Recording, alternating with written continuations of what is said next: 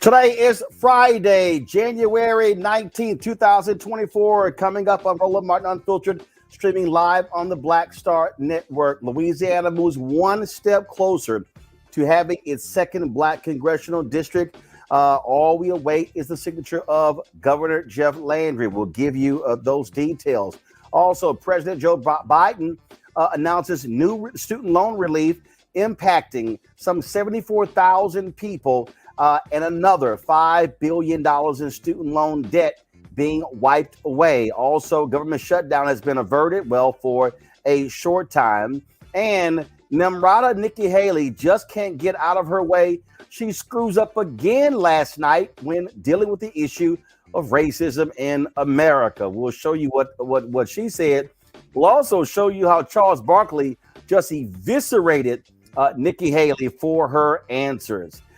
Folks, and a Florida A&M student on a bowling scholarship says it was revoked because she made clear to the coach that she had to study for finals. And then when she says that when her fellow teammates walked out of practice in solidarity with her, they all lost their scholarships. She'll join us on the show as well. It is time to bring the funk on Roland Martin Unfiltered on the Black Star Network. Let's go. He's got whatever the miss, he's on it. Whatever it is, he's got the scoop, the fact, the find. And when it breaks, he's right on time and it's rolling. Best believe he's knowing. Putting it down from sports to news to politics. With entertainment just for kicks, he's rolling. It's on go, roll, roll, y'all. It's Roland Martin.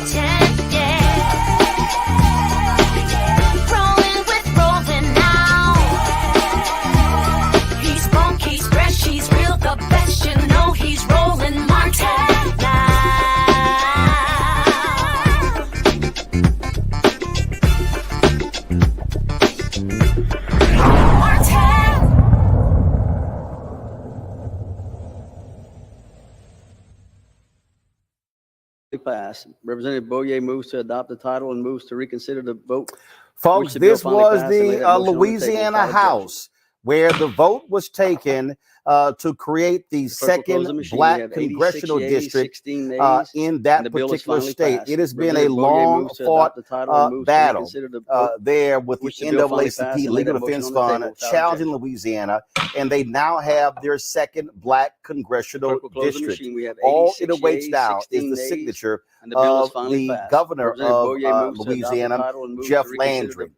And of course, Jeff Landry also had been fighting this when he was the attorney general of the state, but it was made perfectly clear by the courts, look, it's not going to happen, folks. You're losing this battle.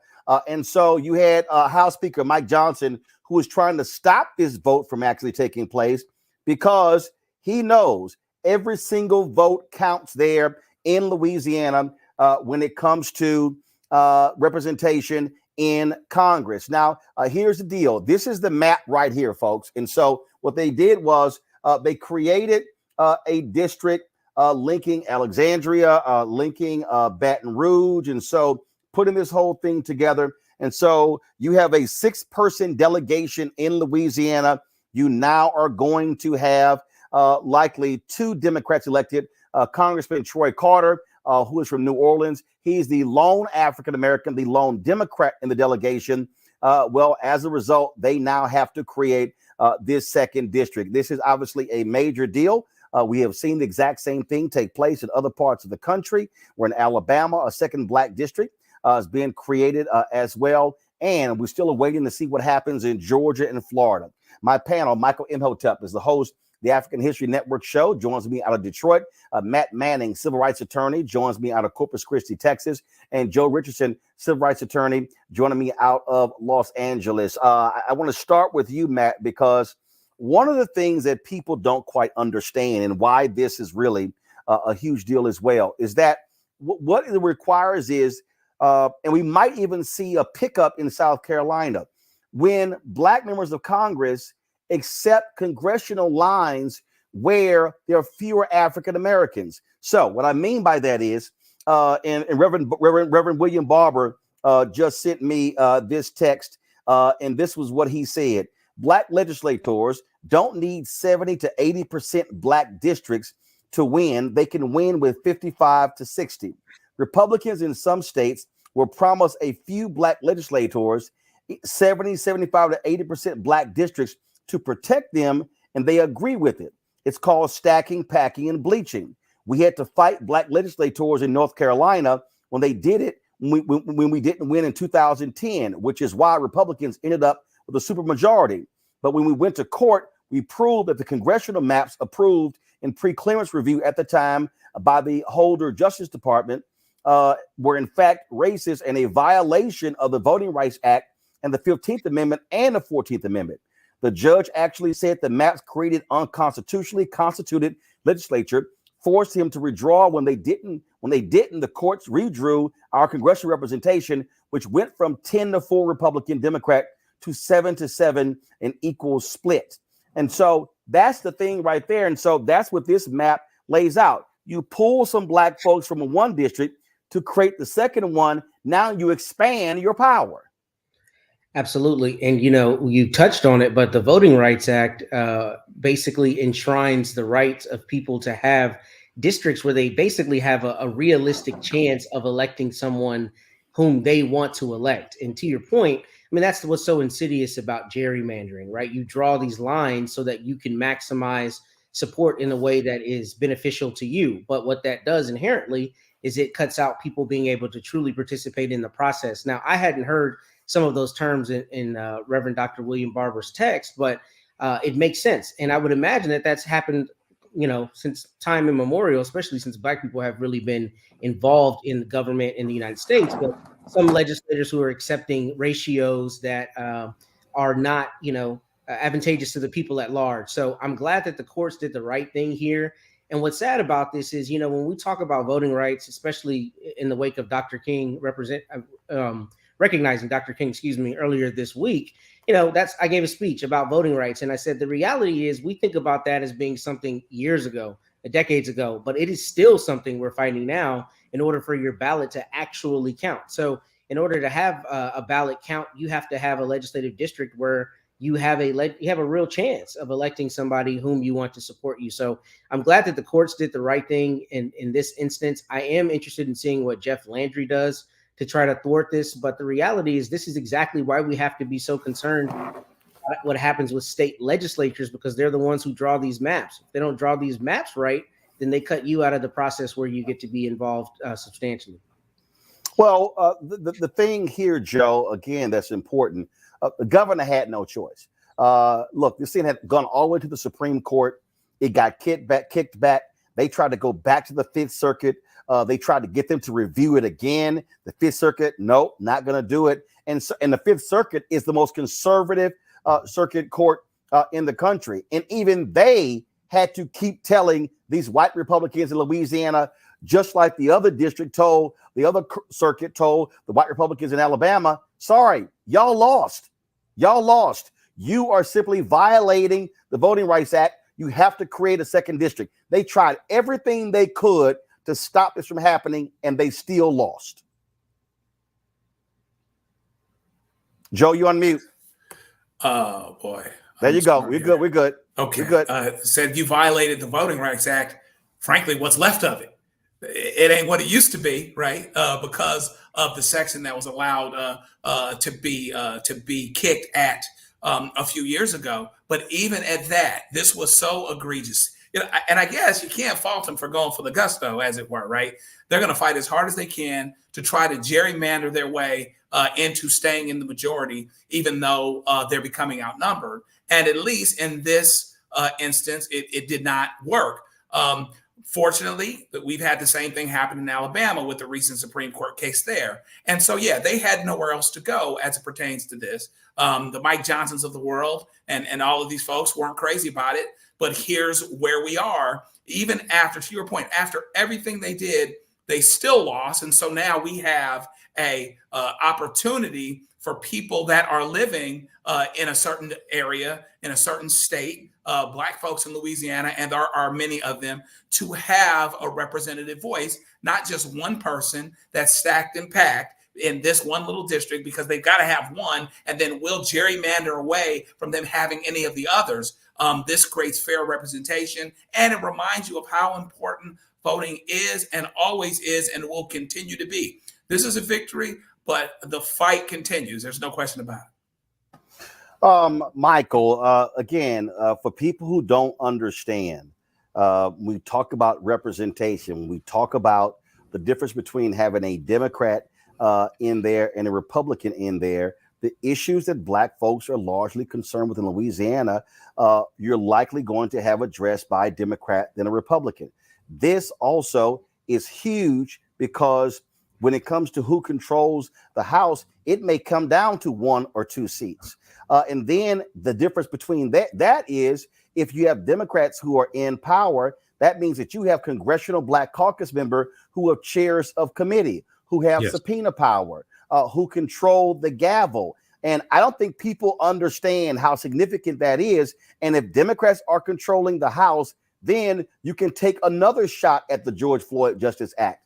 You can take another shot at passing the John Lewis Act. You can begin take shots at passing these things. But as Republicans control the House, none of that stuff is going to take place.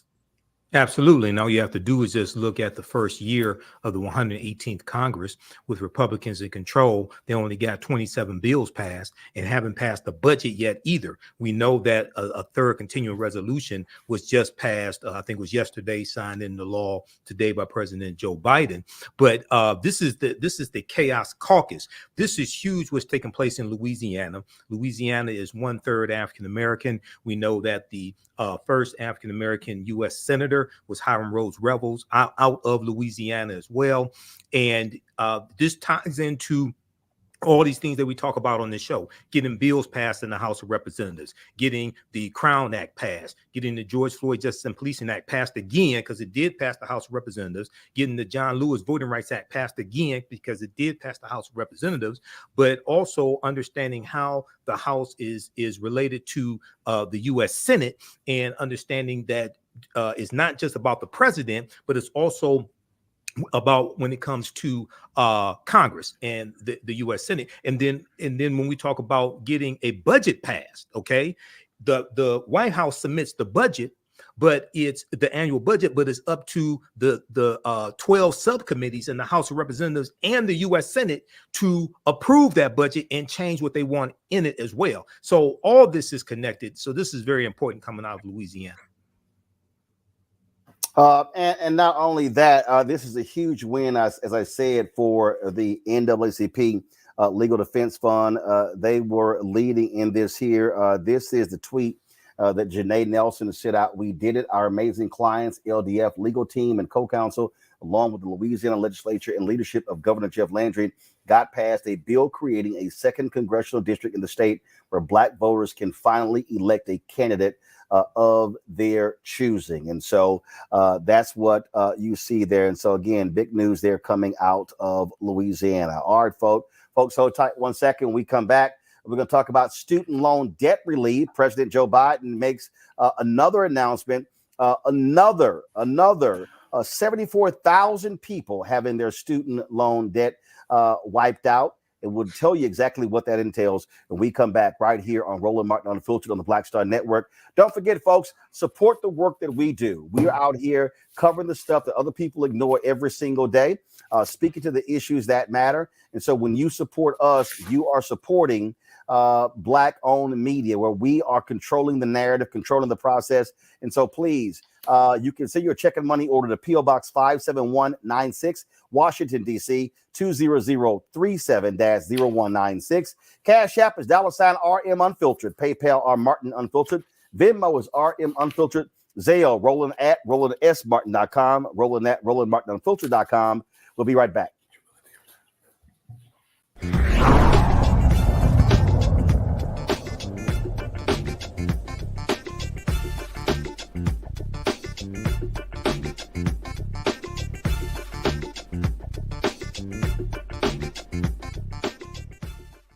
On the next Get Wealthy with me, Deborah Owens, America's Wealth Coach, nurses are the backbone of the healthcare industry, and yet only 7% of them are Black.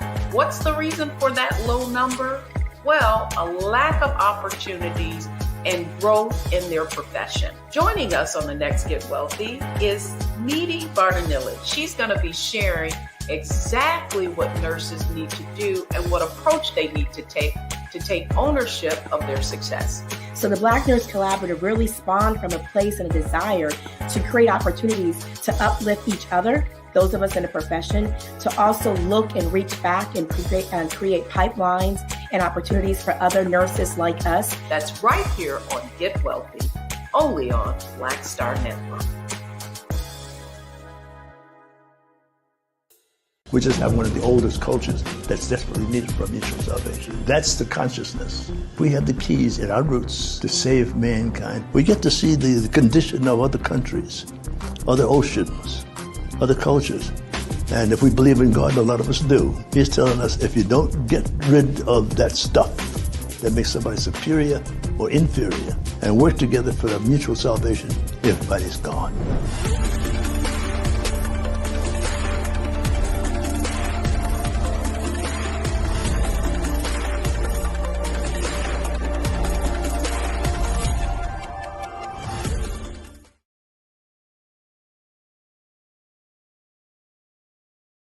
We wish to plead our own cause. Too long have others spoken for us. This is an opportunity for us to be able to speak to our issues. Y'all better understand something real quick. We ain't going nowhere. It is a continual battle that we see all across this country. Revolution will not be televised. The revolution will be streamed. All momentum we have now, we have to keep this going. He makes sure that our stories are told. Roland Martin's doing this every day. You can't be Black-owned media and be scared. Hi, this is Reggie Rock Byfield. You're watching Roland Martin, unfiltered, uncut, unplugged, and undamn believable. You hear me?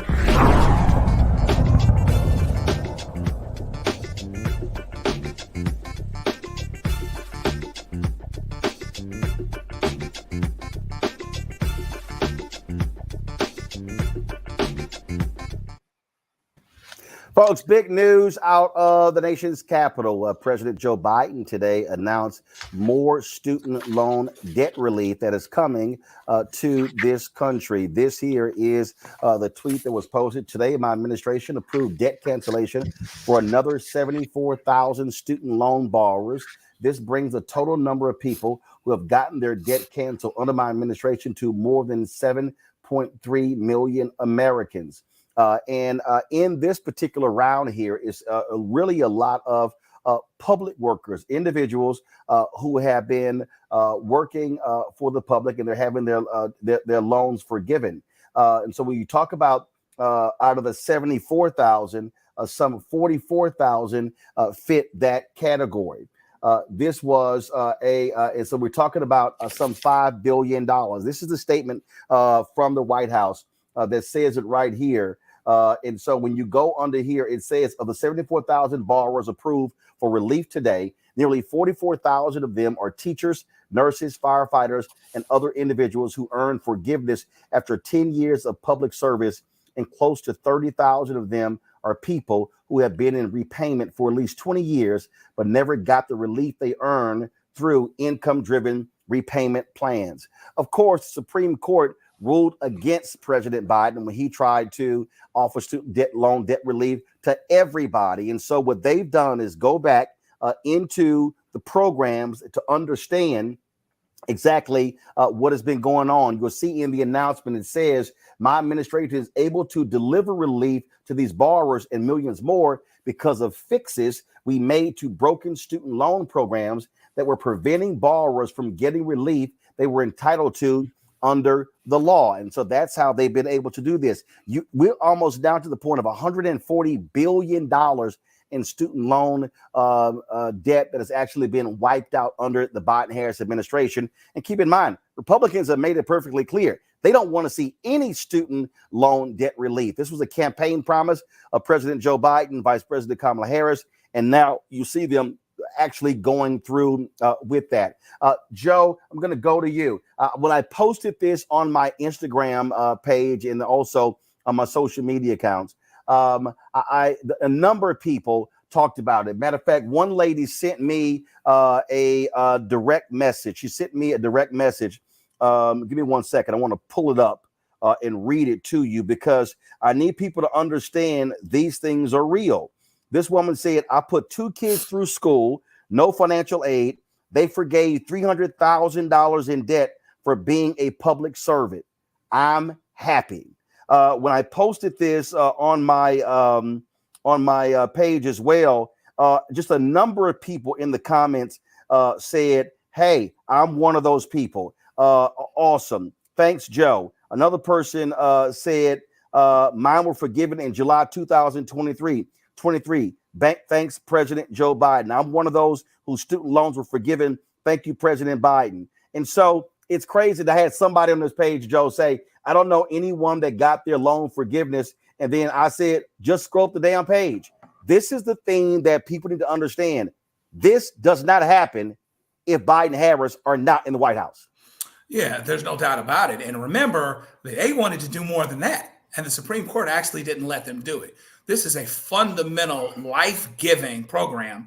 And what he's tried to do is, based on the Supreme Court decision, actually craft something. It had to be more narrow, but craft something that could help as many people that were really supposed to be helped as possible. So you're talking about firefighters, you're talking about teachers, you're talking about people that do the most incredible work, but don't get the pay, and they're locked into loans that just get bigger. Forbearances, things make those amounts bigger. Folks are still struggling with them.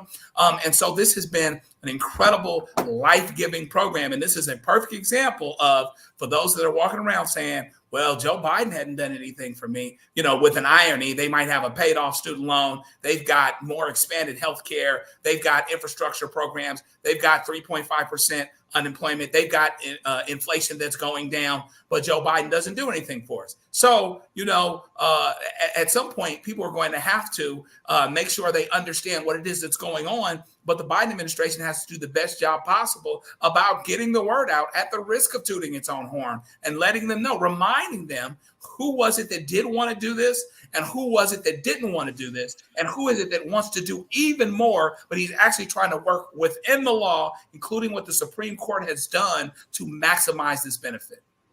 And I'll tell you right now, Michael, some of these people really drive me crazy. Somebody posted, and this is a very prominent person, I haven't received any of these billions. Well, guess what? It ain't just you. Then somebody else goes, I just checked my account. I wasn't selected. We still have work to do, Mr. President. Another person goes, I don't know anyone that got their loan forgiveness. Another guy goes, so another woman goes, this is laughable. And my response was, so $140 billion in loan forgiveness is laughable. I mean, the thing here, and matter of fact, there's one guy who complained. He said that he was against. He said that he paid off his student loans. He never got a refund for that. I said, well, hell, I buy my own groceries. I don't ask for a refund when other people are getting food assistance. Yeah, Roland, when you have people who complain about student loan forgiveness, most of these people don't complain about paycheck protection loans that were forgiven by the federal government. And the average paycheck protection loan was much larger than forgiving what Biden Harris were originally going to do, which was up to $20,000 forgiving student loans, the executive order. OK, then you have Republicans. So if what Biden Harris are doing is laughable, then what Republican senators who tried to strip Biden of the ability to be able to discharge student loan, then that must be hysterical. OK, so when you look at, because you have 5 senators, including Mitt Romney, who last year tried to get a bill passed in the Senate to strip the president of the ability to discharge student loan debt. So this is good. They're building on what they've done. According to the article from Forbes.com, more than $136 billion so far has been forgiven, 3.7 million Americans, and they're going to continue to build upon this. Now, I have to say this. If more people had voted for Hillary Clinton in 2016, you'd have a 6-3 liberal Supreme Court, most likely, as opposed to a 6-3 conservative Supreme Court. And that 6-3 liberal Supreme Court most likely would have upheld President Joe Biden's executive order, which would have discharged even more student loan debt. So this is an example of how elections have consequences. Look, they absolutely have consequences. And I get it, Matt. Everybody wants to get something.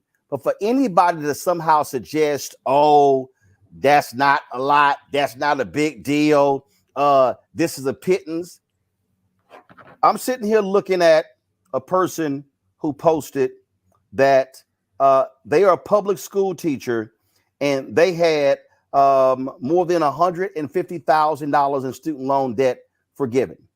Now, I'm sorry, okay, just because everybody didn't get their student loan debt forgiven does not mean it's not important. It's $140 billion and 3.7 million Americans. And it's purchasing power. Michael and Joe spoke to the issues, I think, brilliantly. But the problem that we have when we talk about student loans is we have created a real dichotomy between those who, took federal assistance for school and those who didn't. And it's very much looked at in an individualistic way. The reason that's problematic is that our entire economy and our society benefits, 1, from a more educated populace, and 2, from a populace that has disposable income to participate in the market, buying goods and services. So really, on the whole, there's a benefit to student loan forgiveness. But one of the things that we don't talk about enough, and one of the biggest components of this, is college costs. So it's not just taking out money to go to school. It's the fact that the cost to go to school have ballooned, extraordinarily, not only in the last decade, but in the last several decades. A few years ago, my middle son was born and I went to talk to my banker. I said, how much would it cost for me to send him to Howard? He said it would cost $450,000, right, in about 18 years. And the idea that my banker can look at me and tell me it will cost $500,000 for me to send my son to my alma mater is extraordinary. And the reality is that is what we're talking about when we talk about federal student loan debt against the backdrop of college costs. So I say that to say I'm elated that the Biden-Harris administration has found a way to work around the Supreme Court's decision. But we as a society have to have a larger conversation about the benefit of an educated populace, particularly as we see China and some other countries around the world as, existential threats, essentially. So the more educated we are, the better our society is. And we need to look at it from a collectivist view rather than an individualistic view. And to that end, I think, your point about buying groceries and the food stamps corollary is brilliant, because the reality of it is, there are people who are crowing about tax dollars that are going towards this, who not only won't be materially affected, but who find a way to bend over backwards to make a benefit somewhere else be okay. So I think we as a society need to see this as a benefit to all of us. And once we do that, we'll see improvements in society. And people need to understand the cost of college, the cost of a college education, that is determined on the state level. When we talk about public institutions, not private colleges, we also need to recognize, like, for all these people who love running their mouths, I need them to understand that wasn't always the case. And if you want to blame somebody who killed free college, did I just say that? Yes, folks, there are people who grew up in this country who lived in California and New York State and other places where they went to college for free. Guess who was the person who said, nah, we can't have that? It was Ronald Reagan. That's right. One of the advisors for Ronald Reagan, they said, if we allow there to be free college, we're going to have an educated proletariat. They didn't want that, folks. They did not want an educated populace. You see it right here. You will see it right here.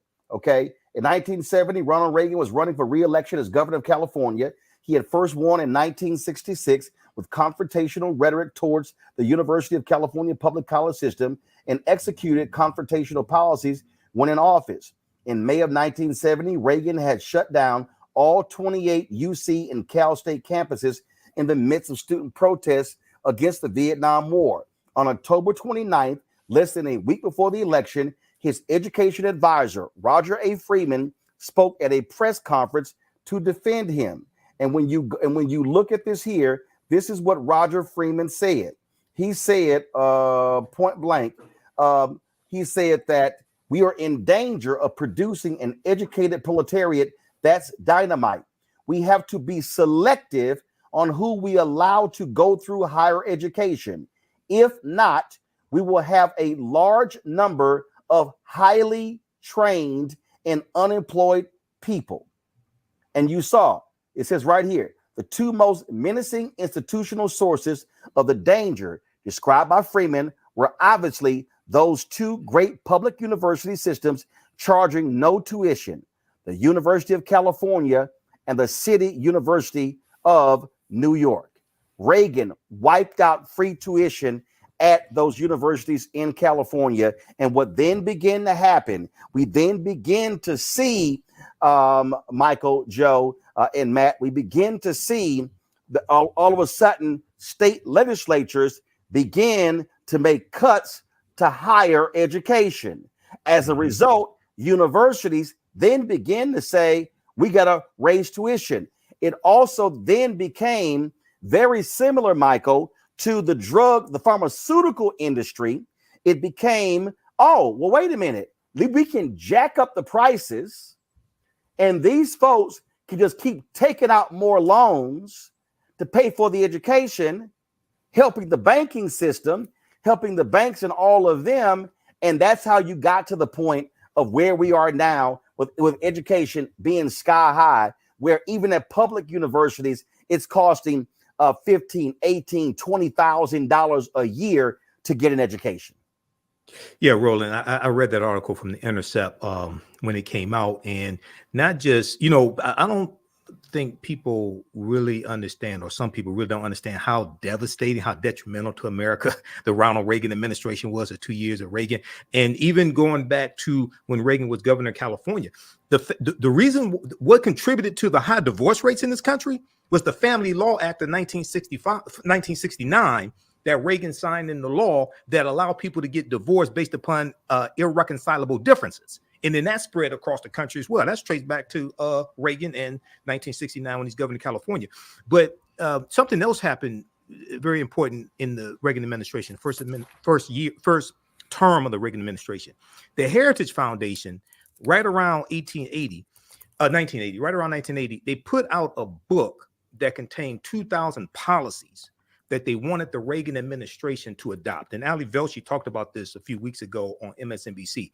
The Reagan administration adopted 60% of those policies in the first term around Reagan. Well, the Heritage Foundation is running the same play called Project 2025, and they're putting out policies, as well as allies of Trump, putting out policies that they want a possible Trump administration to adopt in 2025.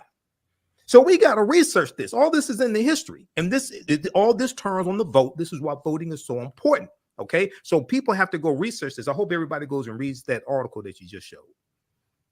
I mean, look, the bottom line here, Joe, is you have to always, and I'm a firm believer in this, you got to go back to how we got to this point.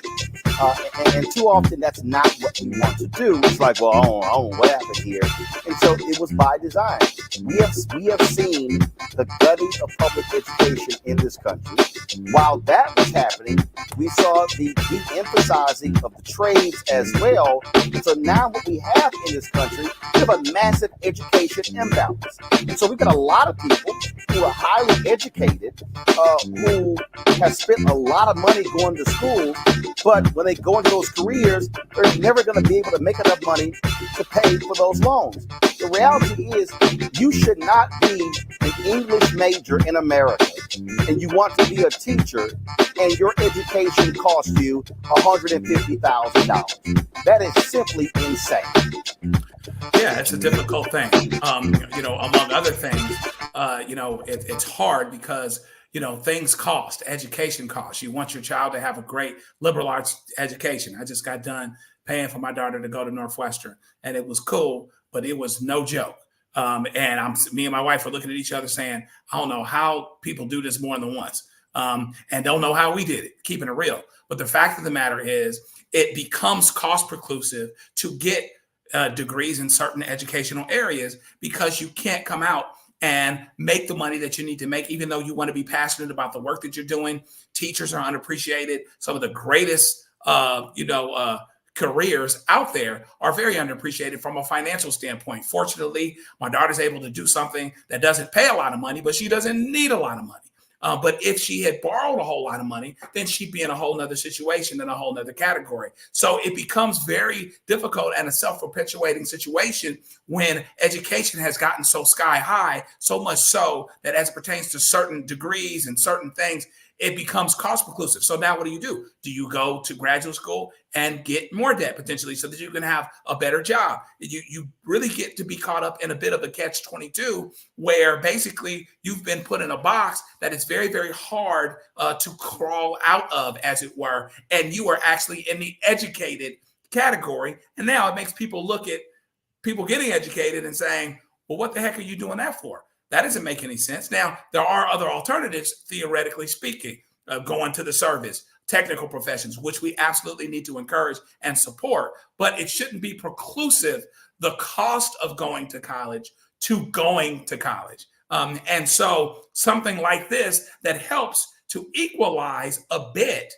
So people that are in a particular situation is good. However, to the point that Matt just made, we have to make a larger discussion about how we approach this situation long term, because the problem still is that it costs too much to get educated, so much so that it may not be worth it for a lot of people that are going to college. That really is the struggle, and we've never. You're not seeing massive conversations where legislators are meeting to confront the high cost of public education.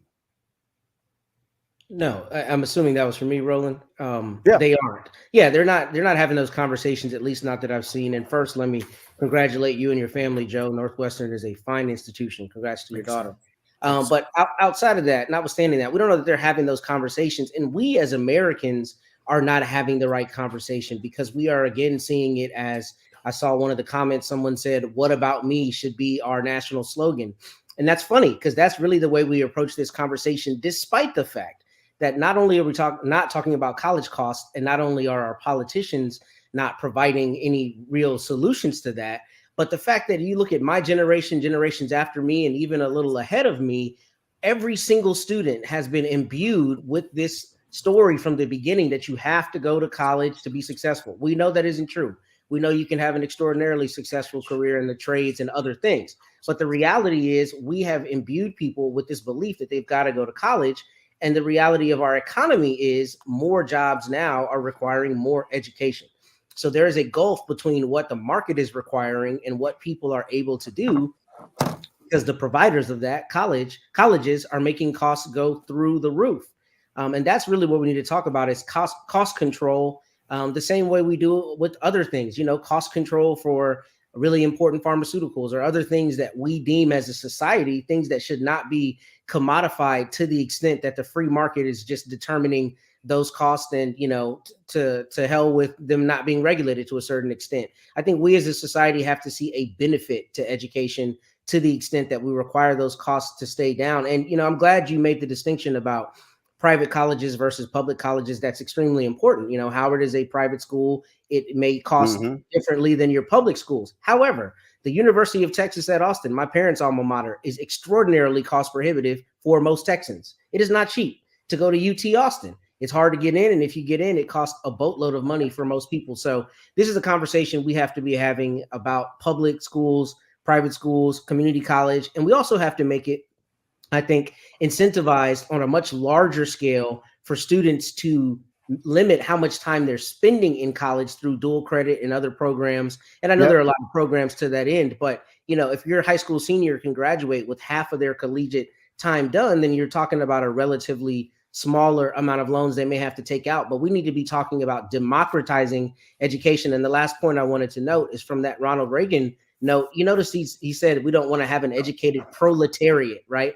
That's very hearkening back to Marxism principles and socialism and vilifying this idea that the collective do better. And that's part of the problem. We can't look at it as an individualistic thing, rather one that rising tide lifts all boats. And there you go. All right, folks. Got to go to a break. We come back. My goodness. Y'all, Nikki Haley, Nimarata, Lord have mercy. How hard this woman creates more problems for herself than I've ever seen in my life. Wait until I show y'all what happened last night at the CNN town hall in New Hampshire. And Charles Barkley even weighed in. And we're going to tell you what Charles had to say as well. My goodness. You're watching Roland Martin Unfiltered right here on the Black Star Network. Back in a moment. Hatred on the streets, a horrific scene, a white nationalist rally that descended into deadly violence. White people are losing their damn minds. An angry pro-Trump mob storms the U.S. Capitol. We're about to see the rise of what I call white minority resistance. We have seen white folks in this country who simply cannot tolerate black folks voting. I think what we're seeing is the inevitable result of violent denial. This is part of American history. Every time that people of color have made progress, whether real or symbolic, there has been what Carol Anderson at Emory University calls white rage as a backlash. This is the rise of the Proud Boys and the Boogaloo Boys. America, there's going to be more of this. Here's all the Proud Boys, guys. This country is getting increasingly racist in its behaviors and its attitudes because of the fear of white people. The fear that they're taking our jobs, they're taking our resources, they're taking our women. This is white fear.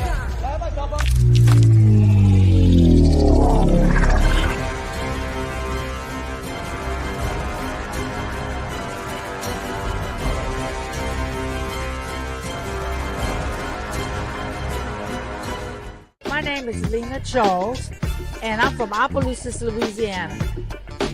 Yes, that is Zydeco capital of the world. My name is Margaret Chappelle. I'm from Dallas, Texas, representing the Urban Trivia Game. It's me, Sherry Shepard, and you know what you watch. Roland Martin on Unfiltered.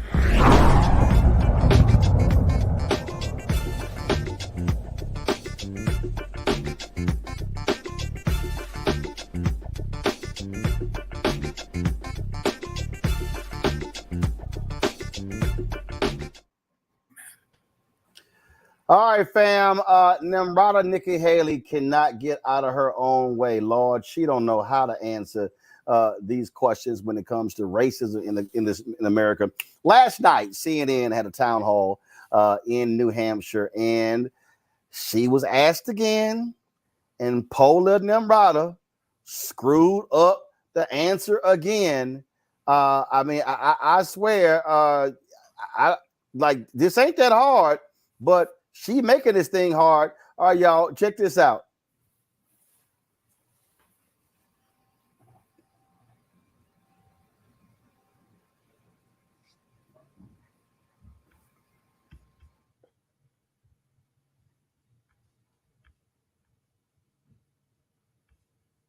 I want to ask you about a comment you made earlier this week. You said that America has, quote, never been a racist country, unquote. Protections for the institution of slavery were written into the U.S. Constitution. The White House was built with slave labor. Your home state of South Carolina seceded from the Union, fought a war to defend the enslavement of black people. I understand you don't think America is a racist country now, but we're here at a college. Do you really think as a historical matter, America has never been a racist country?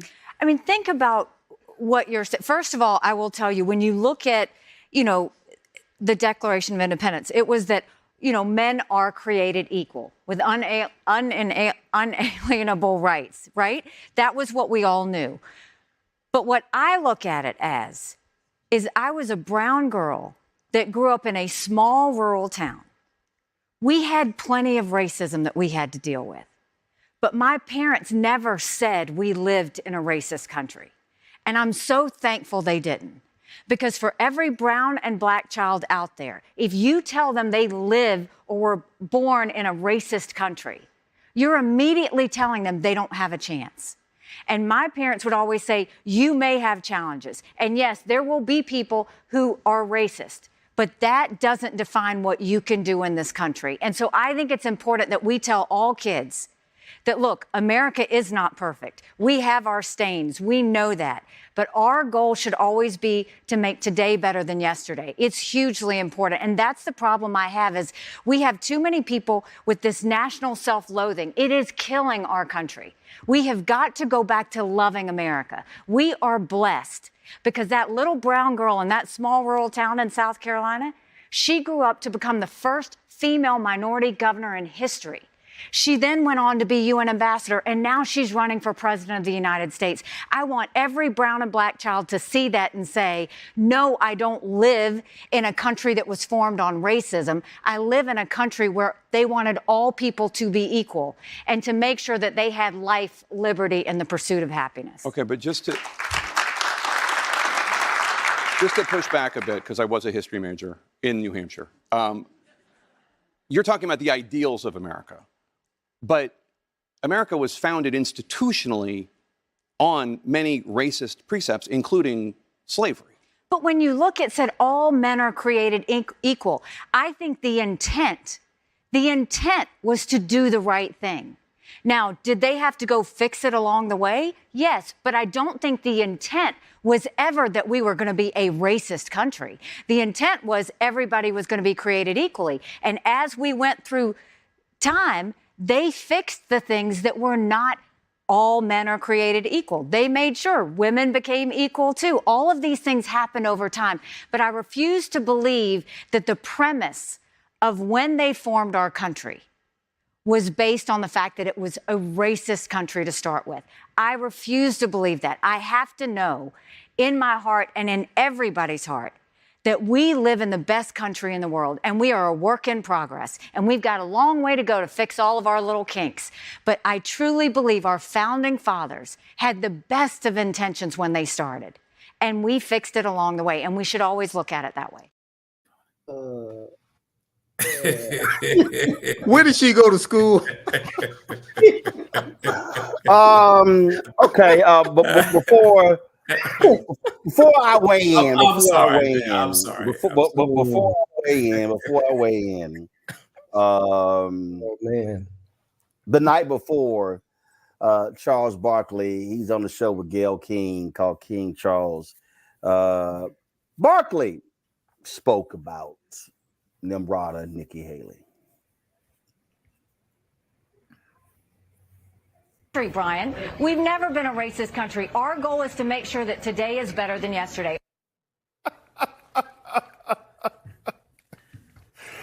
We asked people out on the street about that tonight. We didn't find anyone that could agree with that. Not statement. anybody with common sense. Yeah, we didn't find anybody. Well, you know what? I've been having a hard time trying to decide who I'm gonna vote for. Mm-hmm. So Nikki Haley's the leader in the clubhouse because she was a leader in your clubhouse. Because she's 100% correct. If you forget about slavery, Jim Crow, segregation, anti-Semitism, Asian hate that's been going on in this country, America's been smooth sailing. Yeah. You know, that was. I think a lot of people were surprised. Well, by no. First of all, you can't be surprised. That was just stupid. America was built on racism. Mm-hmm. First of all, America was certainly built on slavery. Well, yeah, certainly that. Yeah. But listen, you can criticize a country. This is the greatest country in the world, but you can still criticize it. Yeah. Anybody who thinks we don't have racism. You turn on the TV every single day, there's racism. Mm-hmm. And for her, somebody who wants to be the president of the United States to say something that's stupid. And that's just stupid. Like, when you heard it, you're like, oh, can you, I wish I could go back on my TV because, you know, when some people, somebody. To rewind it to see, because you can't think that. Mm-hmm. You can't think that racism doesn't exist in this country. Like, you know, right now, like I say, America was built on racism. Like I say, segregation, Jim Crow, slavery. Yeah. Even now, we got anti-Semitism that's through the roof. Yeah. But in the last couple of years, Asian people have been getting mistreated. Well, she has a town hall tomorrow night, Jake Tapper. You know what I want to do? What? Listen, I want all the black people here in New York. We're going up to New Hampshire. We're going to have the whole audience black. That's what we're going to do. And when Jake Tapper said we got a question, we're going to all raise our hand at the same time. If I could get, it's cold out here right now. If I could get. Something tells me there's not very many black people in New Hampshire, so maybe you might have to cover New York. Well, because I think that the reason she said that everything's rosy with black people, she's been in New Hampshire an hour for the last 2 months. She ain't seen no black people. All right, so I mean, here's what is so utterly illogical, is that no, if you tell a black or brown kid that America has been a racist country, you're telling them they can't succeed. No, that ain't it. You're telling them the truth. I mean, my parents were very clear. And as I studied American history, what this nation was, that didn't mean I can't succeed. That didn't mean, oh, my life is over. But what it meant was I better have an understanding of the reality. And as I then went through, matriculated through life, guess what? I encountered racism. I encountered bigotry. And so she wants to have this rose-colored view. And that stuff all sound cute and sound great until you get one of them kids who all of a sudden comes face to face with racism. Oh, my parents never told us America was racist. Nikki, you lying. Your daddy, your Indian daddy, could not get hired anywhere in South Carolina except at a HBCU. Your mama taught in public schools with black kids. Your mama made dresses, Nikki. White women wouldn't buy any clothes your mama made. Who bought your mama's dresses? Black people.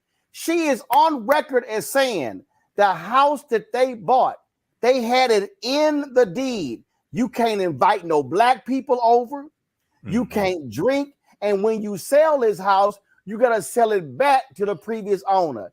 Nikki, what the hell is that other than racism?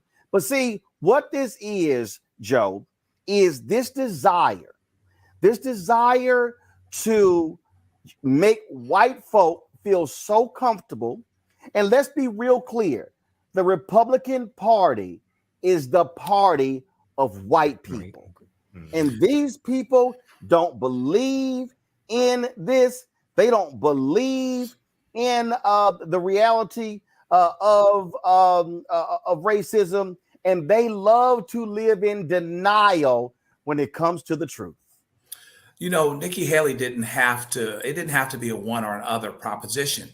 You can acknowledge that there is racism, and it's nuts to not acknowledge that we weren't built on racism, even if you don't think we're racist anymore. That could have been her middle ground. You can acknowledge that racism exists, but still say, my mom and my dad told me, even though they made a decision not to tell me those things because of what they knew and how they were going to approach it. That doesn't mean that it's not there. And that doesn't mean that we're not individually accountable. If we've got to be twice as good to get half as far, then that's our reality. And in her case, maybe she's done it. But you don't actually have to look around and act like something is other than what it is. She says, I want to live for tomorrow and not today. Well, if I'm driving from here to LA County or to San Francisco, I might want to get to San Francisco, but I have to start from where I am. Here's how we started. Black folk were 3/5 of a person.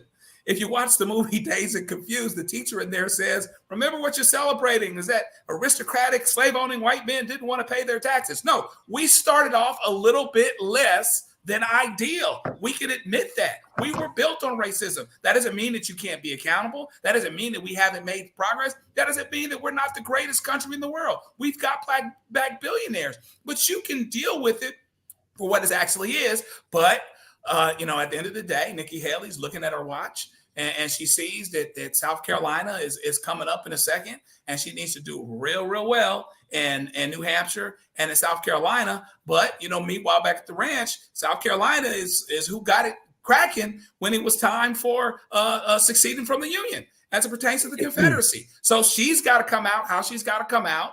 And this is going to end up being her gripe. Even Republicans ought to look at this. Nikki Haley wants to be all things to all people, okay? And it's very, very hard for her to just sit and to take a stand about something and to be in disagreement on something because she's worried about it. And the biggest irony is it's still the fight after all of this is over with for distant second place.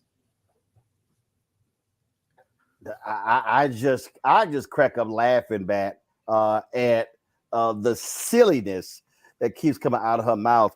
And it's like, girl, you keep answering the dumbass question like that, you're going to keep getting the question. That's true. And what I love about this show is things that you say like, yo, Indian daddy, yo, Indian mama. Sorry, I'm struggling to keep that one together. But I mean, you're right. They immigrated from India. Oh, no, right. You didn't say anything wrong. It was just, I love our people. Thank you. Who you are. But notwithstanding that, and I saw the other brothers trying not to laugh. It was just funny. But in any event, what I think is so strange about this is from the same group of people who want to be textualists and legalists of the Constitution, which had black people original constructionists a literal fraction of a human being, right? 60% of a person to tabulate how we're going to count population in this country. So from an objective standpoint, from an originalist, textualist standpoint, the founding document of this country on which we have modeled all of our government and built our government says that the four men on this screen were not full people. So to Joe's point, how at any point you cannot say racism was part and parcel with the inception of this country and is still an integral part of this country to the extent that we're still debating birthright citizenship in 2024. See also, right, when we talk about racism, we're not just talking about out and out racism in the circumstance where I hate you because you're a certain color. We're talking about dog whistles, i.e. immigration, right? So this is a racist country. We all know that. And I think there is a way to address that and pander to white people, which is what Nikki Haley's intending to do. But you suspend disbelief and you suspend all logic when you don't call a spade a spade. And the reality is this is a racist country. What I think is brilliant, though, and insidious about this messaging is Nikki Haley, maybe unintentionally, because she's trying to appeal to Stepford wives and to the demure idea of what a white woman is, I believe, in her whole affect, how she dresses, how she talks. But the hustle here is they have found a way to conflate everything with being woke, including the truth. And the truth of this country is it's a racist country. And to Joe's point, I think she could have been truthful and then been aspirational. Yes, this country was founded on racism. However, I choose to look towards the future. You can do that and at least acknowledge what we all see as the elephant in the room. But not to do so, you're able to do so because the people to whom you're speaking, i.e. not the four men on the screen, don't want you to acknowledge that, lest you be lumped in with woke and everything that we're seeing across the country. So this is full of it, and we know that. But also, thank you for making me laugh. Bottom line is, every time that child talks, Michael, she get 2 words. Girl, bye. Yeah, Roland. I saw the videos. I posted them on my Instagram page. And first of all, in that whole, when especially Republicans have this conversation about racism or the fact, or they say systemic racism doesn't exist, they never want to define what racism is. Racism is not a feeling. Racism is not people not liking you. That's bigotry. Racism is a system of advantage and privilege distributed based upon a race, which comes out of the ideology of European white supremacy. That's what racism is. Racism is a power structure. The reason why Republicans, especially Black Republicans, won't admit that racism or systemic racism exists is because they have absolutely no policies to deal with it. So they want to pretend like it doesn't exist. Oh, that was something in the past. She doesn't even want to admit that in the past during 246 years of slavery, that America was a racist country. Then she wants to talk about all men were created equal. Yeah, but they were talking about all white men. They weren't talking about the Africans they were keeping enslaved. They weren't talking about white women. Okay, so even when she says that, it's disingenuous. And then I've got to. Also, I encourage people, when we talk about Article 1, Section 2, Clause 3 of the U.S. Constitution, was known as the Three-Fifths Compromise of 1787 that was debated at the Philadelphia Convention of 1787. I encourage people to read this article from theroot.com called Three-Fifths Clause, Why Its Taint Persists. It's by historian Paul Finkelman, who I've interviewed on the African History Network show, which goes deep into a deeper understanding of that Three-Fifths Clause and the debate that was taking place, because the South wanted the full population of enslaved Africans counted. The northern colonies or states were saying, wait a second, if you count the full population, that's going to give you total dominance in the House of Representatives. So some were saying, let's count 50% of the population of enslaved Africans. Others were saying, let's count 3/4. Okay, they compromised and said 3/5 because the South wanted 100% counted because they wanted full dominance. So we need to go back and really study the history and what that debate was about. From one doctor to the next. Well, did they even send my lab work? Wait, was I supposed? Requires people. Hey fam, I want you to like, share, and subscribe to our YouTube channel, youtube.com/. And I want to remind people of something. And while we were talking, I was sitting here looking at that. I just want to remind people of this. And let me set it up.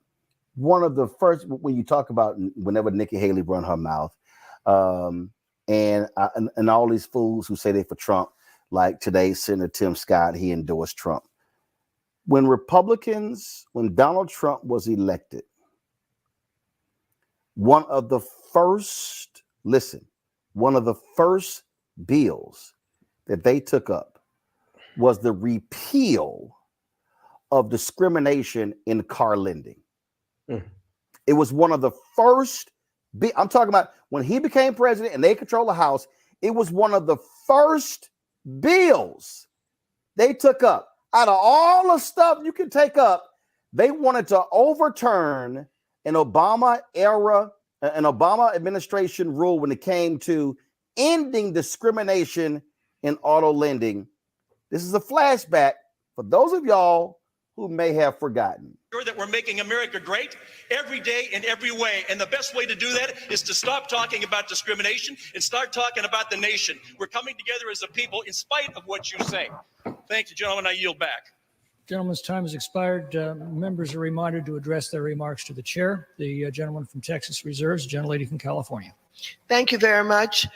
The gentleman, Mr. Kelly, please do not leave because I want you to know that I am more offended as an African-American woman than you will ever be.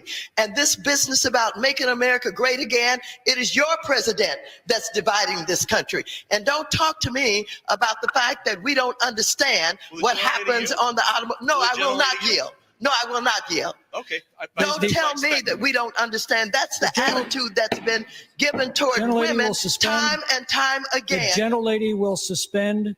The chair wishes to remind all members that they are to address their remarks to the chair. I Gentlelady will respect the continue. chair, but don't stop me in the middle when you didn't stop him in the middle. And so I shall continue. Don't you dare talk to me like that and think that somehow women don't understand what goes on the floor of automobile dealers. Minded to direct her remarks to the chair. The And gentlelady I will am continue saying that in I will order. continue to do that. However, I don't appreciate that you did not interrupt him when he was making those outrageous remarks about him knowing more about discrimination than I know about discrimination. I resent that, and I resent the remark about making America great again. He's down here making a speech for this dishonorable president of the United States of America. Having said that, I reserve the balance of my time, and no, I do not yield not 1 second to you. Not 1 second. Not 1 second to you. That was again. So for all these people who are like, oh, those things are so long ago. We just witnessed that was 2017, and the Republicans wanted to get rid of those provisions. And what I mean by that is that block the white dude said he understood discrimination. In Carlinden. Now, we need to read between the lines. When a white person says they understand discrimination, they're talking about against white people it's and about against white messaging interests as well. Okay, we want to white get rid of supremacist this, but values. we Let's be want real to do clear. it in a certain If we listen order, in a to certain way. it with We want to logic send a or with some message type of to those utopian that perspective, support you'll us get lost. that this He is how means we're discriminating going to against open. us And they did because that our numbers are dwindling. on We don't want purpose. to lose power. But Auntie had something for him, didn't she? That's my congresswoman. Yes, she did. All right, y'all, hold tight 1 second. We come back. I saw this story today done by my man Scotty, his off-script YouTube channel, and it deals a FAMU student, a top bowler, was kicked off the team because he said, "I'm focusing on my finals." Then her teammates came to her defense. They got rid of all their scholarships. What the hell is going on at Florida A&M? I'll discuss that next on Roland Martin Unfiltered on the Black Star Network. We just have one of the oldest cultures that's desperately needed for mutual salvation. That's the consciousness. We have the keys in our roots to save mankind. We get to see the condition of other countries, other oceans, other cultures. And if we believe in God, a lot of us do, He's telling us if you don't get rid of that stuff that makes somebody superior or inferior and work together for the mutual salvation, everybody's gone.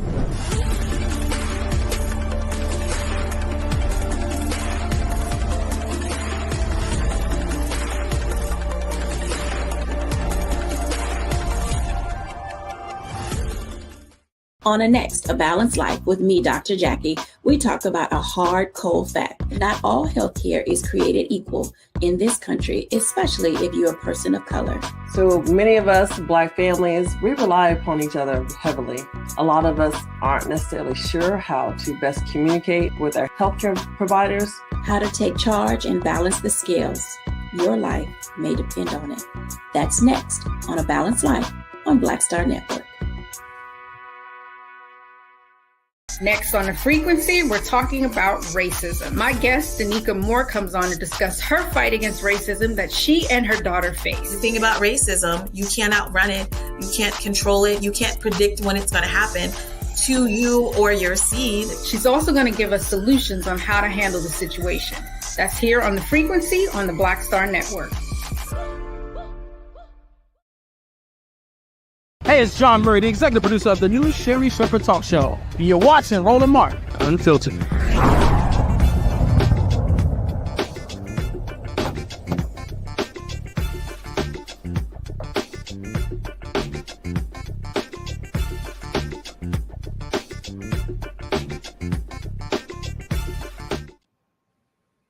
All right, folks, there are always different stories that will catch my eye, and then I'll be like, what the hell is going on? And so earlier today, I was watching my man Scotty on his off-script TV, watching his YouTube channel, and he was talking about all the different things that are going at Florida A&M University.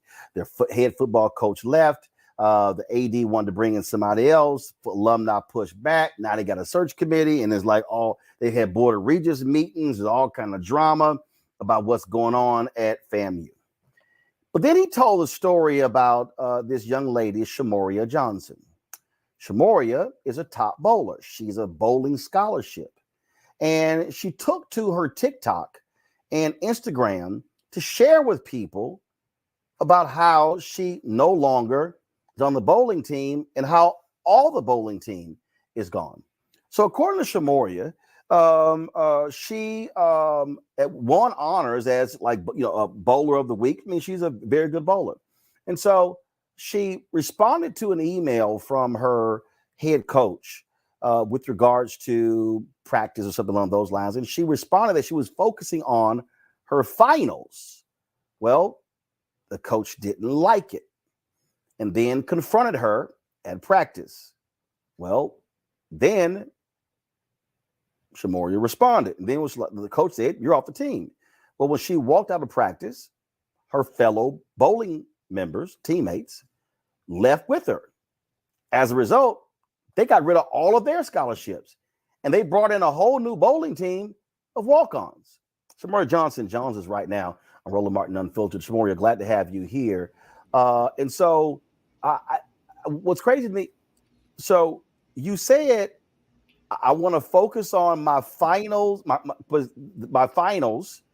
And so what was the coach asking you to do? Devote more time to practice and skip studying? Hi, thank you first of all for having me on here.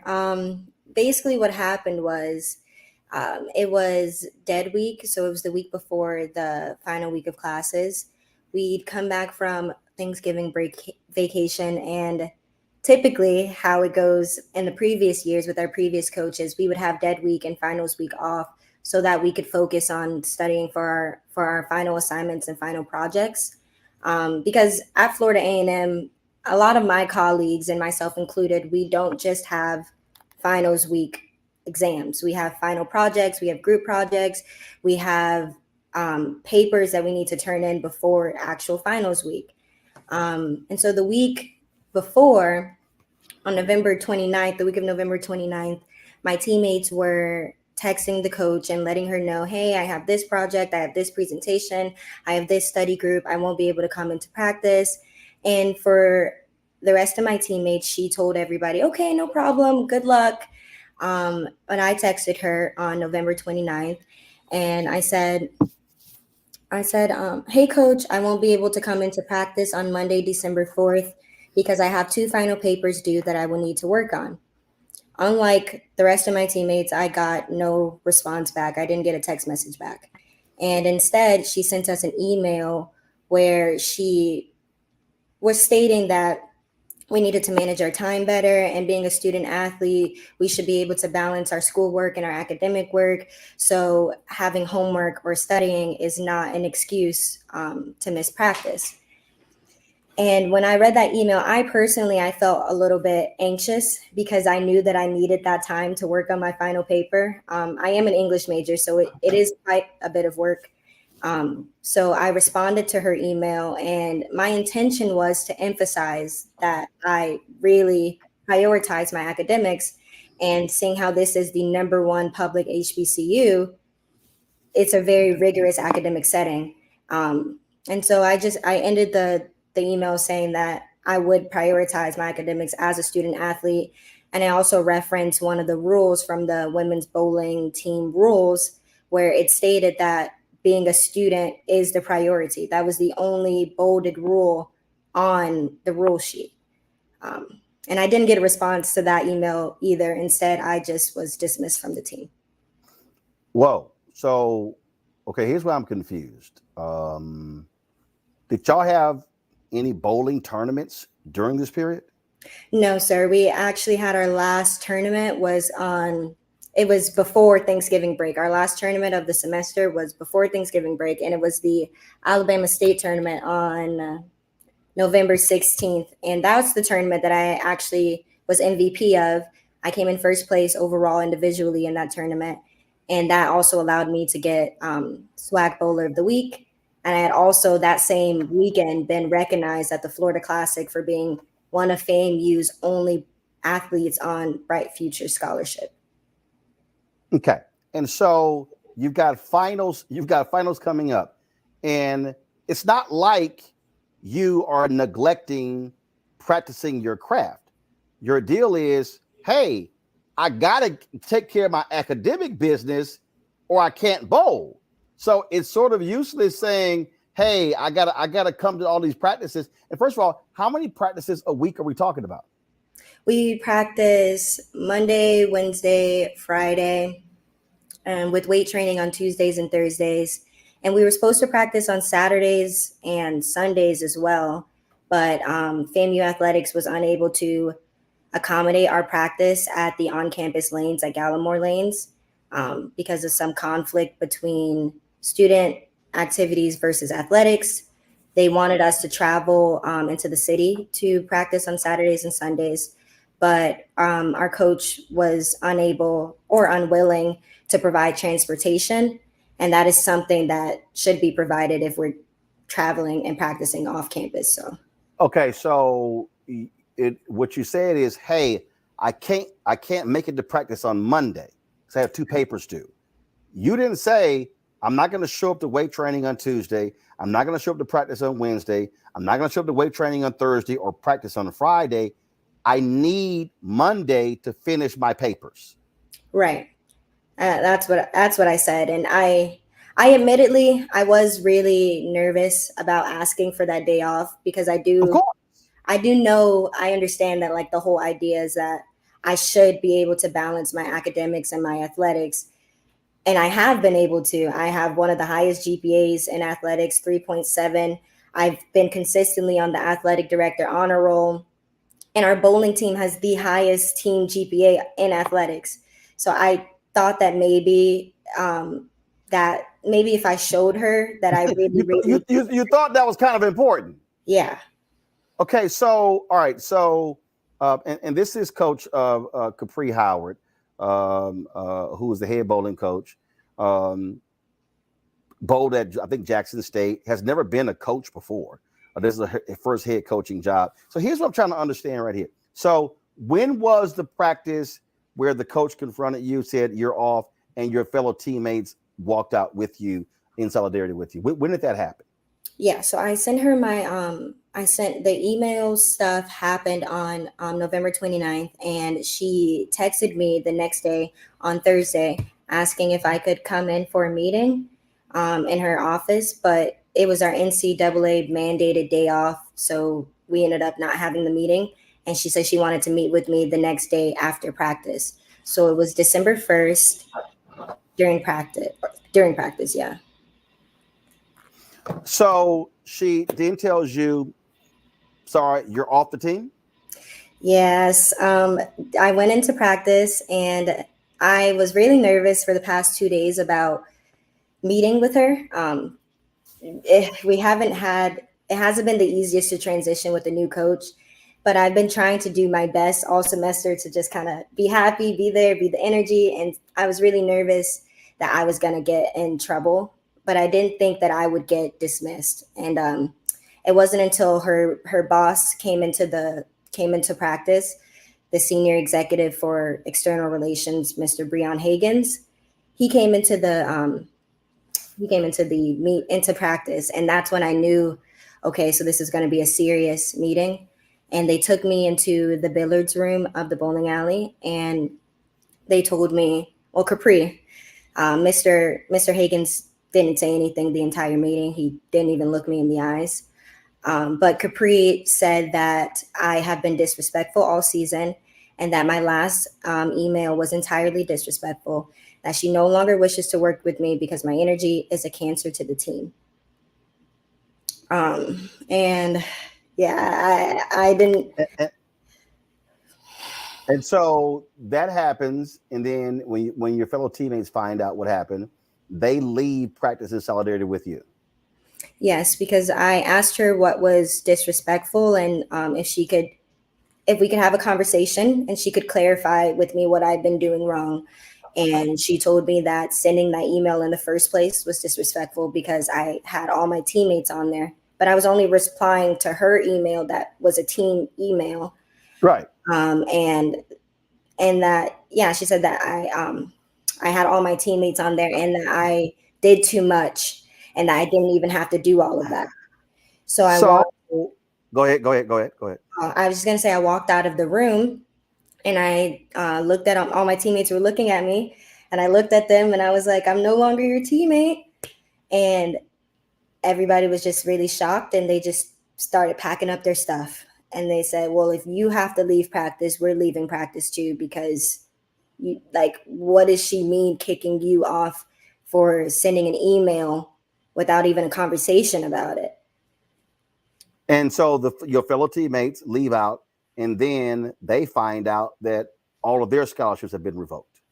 Yes. So my teammates walk out with me. And as we're walking out, Mr. Higgins calls behind us and he says, well, you guys know that if you walk out of that door, he said, if you know that you walk out of that door, then you won't get your scholarship back. We can take your scholarship away. And everybody just kept walking because we didn't think that that was something that they could do. We were under the impression that our scholarships were protected by a contract. And the only way to break that contract is if you physically signed saying that you voluntarily do not want to be in that contract anymore.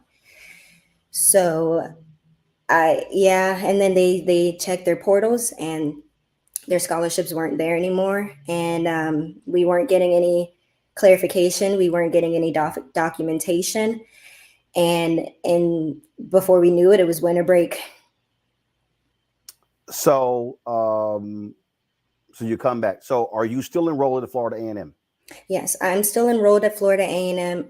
Part of my dismissal, Capri did say that NCAA rules is that if a coach dismisses you from the team, then you are supposed to be able to keep your scholarship for the whole year. So I'm supposed to be able to keep my scholarship for the spring. But what they were trying to say with my teammates was because they walked out of practice, that they voluntarily gave up their scholarships. And some of them have since left the university. Yeah, so one of my teammates, she transferred to another university because she was afraid that she would just simply not be able to afford school. And my other two teammates thought that maybe some change could happen in this first, in these first couple of days.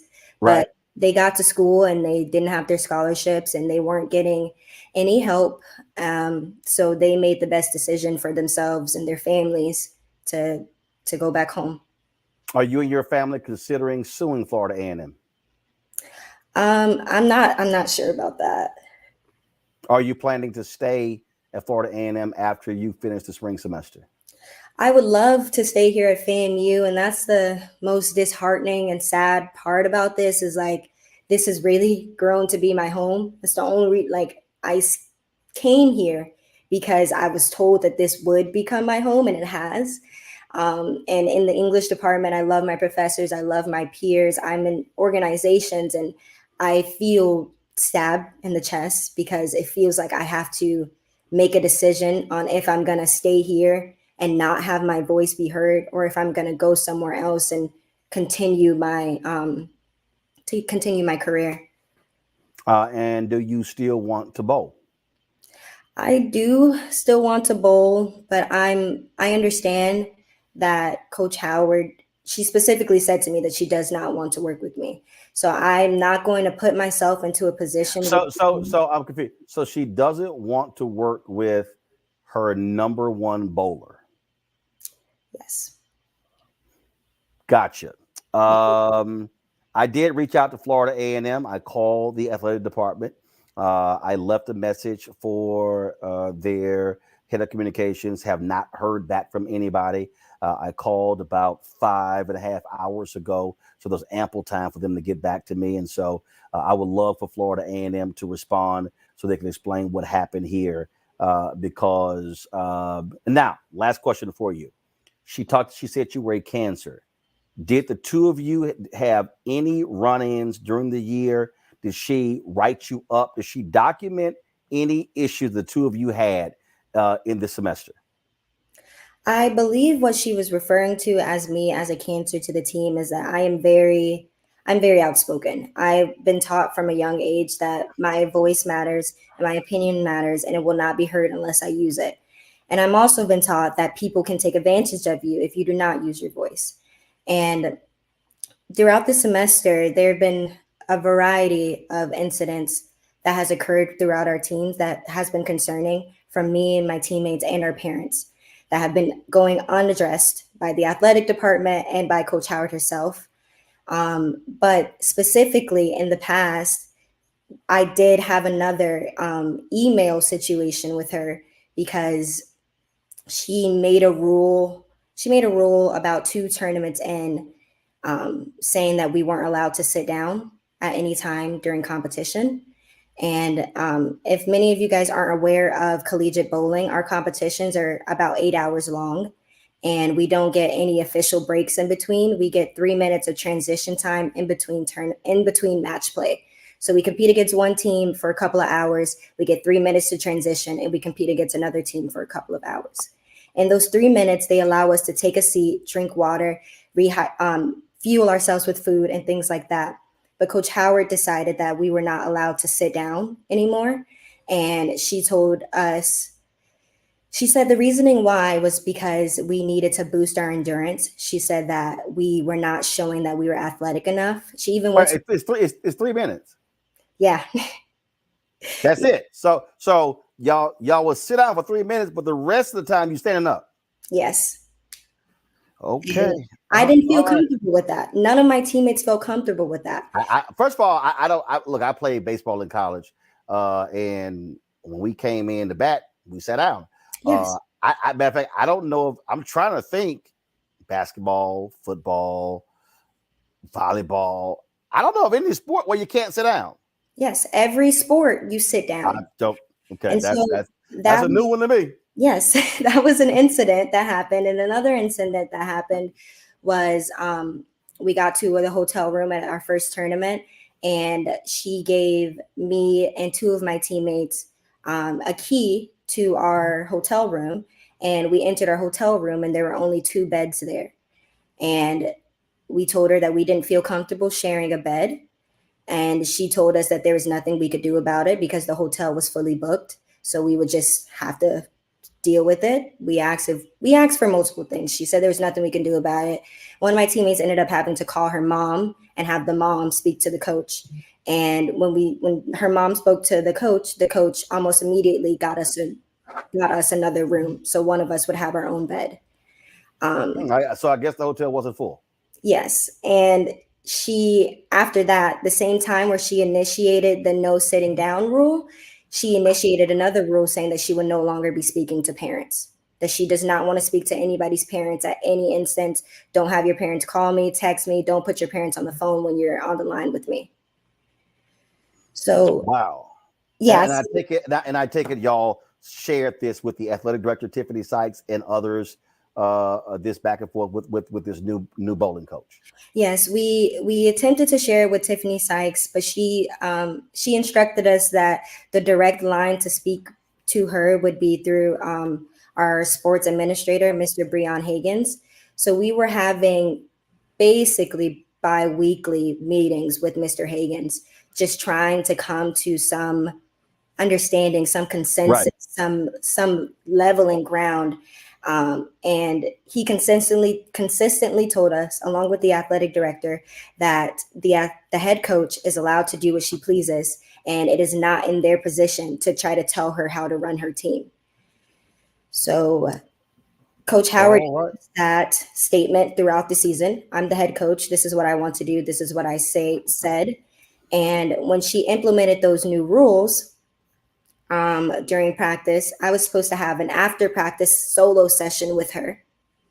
And in the discussion of those new rules, some of my teammates were really upset about having to stand up, obviously. And she ended up getting upset about the fact that we were asking her questions about why do we have to stand up? What's going to happen if our feet hurt? What are you going to do if we sit down? And she actually stormed out of my practice session. So the head coach stormed out? Yes, she stormed out of my practice session, and I ended up packing up my stuff and leaving because I was like, okay, it's been about 30 minutes. I texted her and she didn't respond. So I just packed up my stuff because I was like, okay, I guess she doesn't want to practice with me. So this, I guess, is the previous incident that I have had with her personally. And we did have an email situation about that too, because she sent in the emails saying these are the new rules. If the disrespect continues, then there will be consequences. So I asked her if she could clarify what was the disrespect and what are the consequences. Are they still the same from the rules that we signed?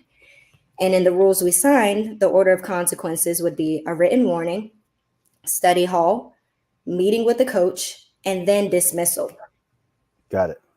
So well, Shamoria, all that's unfortunate. Please keep us abreast of what happens, and I would love to hear Florida A&M respond to the things that you've laid out. Good luck in your studies, and let us know what happens. Thank you. Thank you so much for having me here. Appreciate it. Thanks a lot. And again, I want to thank my man Scotty for talking about this on his show. That's why I first saw it. Folks, this here is the announcement of the head coach being hired. And this is interesting right here for me. I'm just reading the press release here, Matt. The head coach graduated from Jackson State, was on the bowling team there from 2017 to 2021, was an four-time All-SWAC member. Played a crucial role in the team's success with 3 SWAC championship appearances. After that, she pursued her master's in digital media from Valparaiso University and is supposed to graduate in May of 2024. Matt, she's never been a coach before. And listen, I'm just laying out what here. I'm not taking anybody's side, but I'm sorry, you've never been an assistant coach. You've never worked in a coaching capacity. To be the head coach is a different requirement. And so what you heard there, just what do you make of what you heard? Well, first, in terms of her being a coach, I don't know if bowling is a sport where you have to have coached previously. Hell yeah. I mean, I would imagine that's helpful, but everybody has to start there's no sport. Here's the whole deal. There's no sport. I'm sorry. I'll go ahead and say it. I don't care who you are. I don't care if you're man, woman, HBCU, PWI. You don't go from being a player 2 years ago to being the head coach 2 years later. That's like saying I was the editor of my college newspaper, and 2 years later I had the requisite experience, and I've never edited anywhere else as a professional to become the executive editor of a newspaper. That don't happen. But I digress. Go ahead. No, you could be right. And I'm saying I don't know the individual nature of bowling and if it's any different there. But notwithstanding that, I don't understand why the coach would do this. I mean, clearly there's a lot that we don't know, and I have to reserve some judgment not knowing all of the evidence. However, as she was talking to you, I remembered a bill and I looked it up, and Cory Booker actually introduced a bill a couple Congresses ago about a college student's Bill of Rights. And one of the things that was in there is exactly what I was thinking, is that, college students under that law, if it had been passed, would have had protection from retaliation for prioritizing coursework. And what I don't think makes any sense in this case is, one, for the coach to tell the other players, hey, it's okay if you can't come to practice, handle your studies. And then this one student, and I think you asked her some questions that I was thinking brilliantly, is, this one student asked, and then she has a completely different paradigm for her. That belies, obviously, that there was some kind of issue there between them, and there's an issue with fairness. But I mean, FAMU, from a legal perspective, I think may have some serious issues, particularly if there's demonstrated evidence that the football team or whomever else, when they're in a dead week or in comparable circumstances, especially in the gender context, right, are getting accommodations that she did not get. But the larger issue is, if this is off season or they're not in the midst of their season, and this young woman who has a 3.7 GPA, which is extremely hard to do as any student, let alone a student athlete, is prioritizing her coursework, and we're not in the middle of the season, it just seems to me to be creating a problem that doesn't exist for the coach. Even if her and the coach have friction, it seems like the coach is creating a potential legal issue for the school, particularly because she had a scholarship, she's high performing, and this is evidence of animus for her rather than some bona fide reason that she had to be at practice rather than, doing her coursework. So to me, it's asinine. I don't know why the coach would do this, but I think there may be a legal issue for FAMU there. Joe reminds me of when the Grambling head volleyball coach came in and said there was friction with the players, got rid of all of them. There was a huge uproar. The story went national, and that Grambling coach eventually got fired. And again, I mean, I would love to hear from the university what happened here. Look, let's be perfectly clear, and we've all been there. There are differences with coaches all the time, but I'm sorry, that's your best player on the team, and the person says, "Hey, I got 2 papers due. I gotta finish those papers." I'm sorry, not only that. The coach, she ain't even got her master's yet. She in school. Right. I mean, yeah. So you prioritize. I'm sorry, it's bowling. Okay, it's not. I'm not dissing bowlers, but what I'm saying here is this is not like, oh, we're playing in the national championship football game for $100 million. Or we're playing in March Madness where our school might earn $2 to $3 million. Okay, so if you're a coach, I'm sorry, you prioritize the academics of your students, especially if your team has the highest GPA of all athletic programs in the department, if what she said is true. Well, there's a couple of interesting things that happens here. The Bible says the gifts and the callings of God are without repentance, which means that, you can't be apologetic about the gifts that you get or that you use them.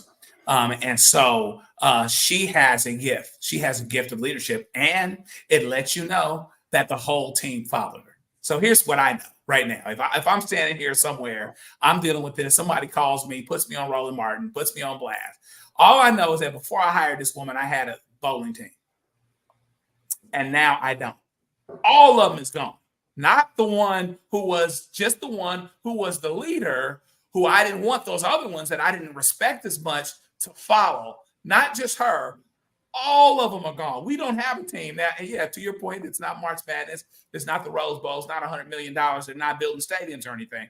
However, it's incredible that this young woman does not get to prioritize academics like the others did. To Matt's point, she seems to be treating her different than she's treating others. And there's some people out there that don't like being questioned as it pertains to their authority. And this woman sounds like she might be jealous. She's certainly insecure, for sure, okay? And she's found a way to lose the entire team. For that reason only, she could be fantastic. She could be Jesus or right next to him. I could not have her on that team because I couldn't have her as the coach of that team because the whole team is gone. That's just the fact. And anytime you can't prioritize academics because of what amounted to a personal grudge by someone who's incredibly smart, but also leadership oriented, so she will lose her voice. And now FAMU doesn't have a team anymore because of that. Shoot, I could never have that. I would go out of my way if I were them to keep from getting sued. To Matt's point, bring all of those guys back and have it be just like it was, minus that coach. Michael. Yeah, Roland, they're called student athletes for a reason, because you're a student first and the athlete second. So actually, I just want to real quick, Michael. That's not what the NCAA was actually embroiled in a lawsuit, and the NCAA lawyer coined the term student athletes in order to shield them in the lawsuit. That's actually where the name came from. So they don't actually believe they're student athletes. They actually believe they are athletes who happen to be students. You're saying the NCAA or the students believe that? No. The NCAA, right? NCAA created the phrase student athletes to protect them in a lawsuit that was actually filed. If you straight up, if y'all not lying, if everybody who's watching, if you go to my YouTube channel and just type in Taylor Branch and Roland Martin, you will see an interview that I did with Taylor Branch. He wrote an ebook called The Cartel, where he wrote about this here. The NCAA was facing a major lawsuit, and a lawyer for the NCAA created the term student athlete in order to protect the NCAA in the lawsuit. But the reality is, in college sports, there are athletes who happen to be students. Okay, but there was no championship. The season was over. If I heard it correctly. No. Just that means the semester was over. So semester was over, I should say. Yeah, semester was over, and they had finals. So she wanted to prioritize her grades and her tests and things like this and projects. And I'm curious to find out, what are the parents of these other student athletes, as you put it? What are the parents of these other ones who lost their scholarships? What are the parents going to say? How are they complaining to the school? What's the response from the athletic department? And will an investigation be launched into this whole matter? No. As well? I mean, here's the deal. My man Scotty Allscript, he did it on his show today. That's why I first saw it. Then when I saw it, I was like, wow. So I DM'd the sister. And look, we've covered numerous stories here dealing with HBCUs. Yesterday, we just had the Spelman president talk about the $100 million gift they got. So we covered the good, the bad, the ugly. I would love to hear from those parents, but I would also love to hear from Florida A&M. And I would say this here. I would say to the AD, Tiffany Sykes, I would say this to the president, Dr. Larry Robinson, fix this. Because if you are a student athlete and you are trying to prioritize your education, and even if there are differences between players and coaches, let me be clear, there are differences between star football players and head coaches, and the head coach and the basketball players and baseball players. But it doesn't resort to saying, get the hell off my team, and the rest of the team, y'all walk out as well. I'm going to replace all of y'all with walk-ons. That's dumb. And yes, we should have, as this woman said, have a higher expectation for HBCUs in terms of how they treat folks. And so I would love to hear if there's some other side of this story. Would love to hear that. But I will say this here. And again, I don't know this woman, nothing against her, but I'm sorry. There is nobody, okay? Nobody who is that qualified to go from being a student athlete on a bowling team, and they finish bowling in 2021, and 2 years later, they somehow have the requisite experience to be a head coach of a bowling team 2 years later. No, you have to go somewhere and learn under somebody else and learn how to lead, how to actually manage. I'm sorry. I'm just not by. And let me be real clear.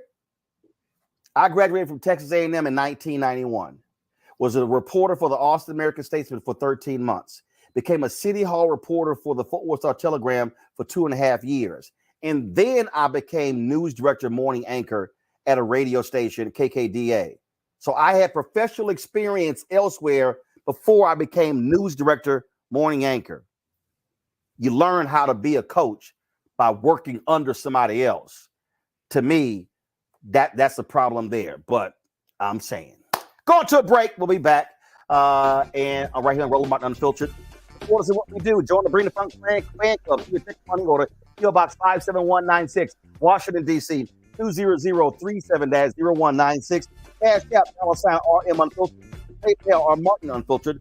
Venmo is RM Unfiltered. Zelle, Roland at RolandSMartin.com. Roland at RolandMartinUnfiltered.com. We'll be back in a moment.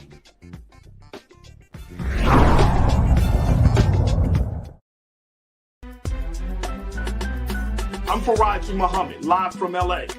And this is The Culture. The Culture is a two-way conversation. You and me. We talk about the stories, politics, the good, the bad, and the downright ugly. So join our community every day at 3 p.m. Eastern and let your voice be heard. Hey, we're all in this together, so let's talk about it and see what kind of trouble we can get into. It's The Culture, weekdays at 3, only on the Black Star Network.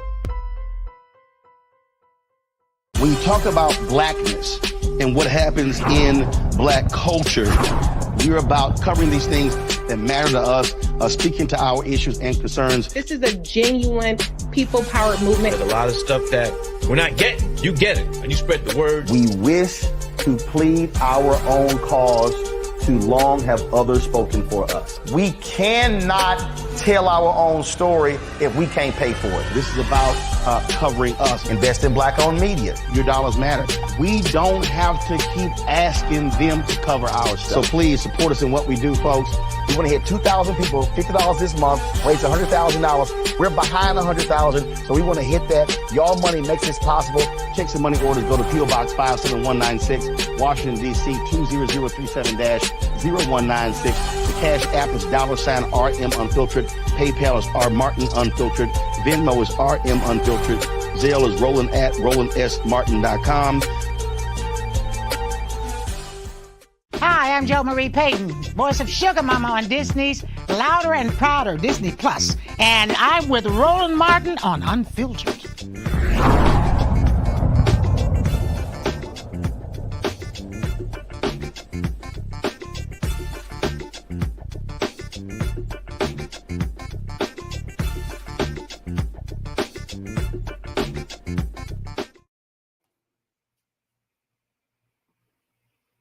All right, folks, the continuing battle between Israel and Gaza continues, and there's no letting up. President Biden and Benjamin Netanyahu, the Israeli prime minister, had their first phone call the other day, the first time in 26 days.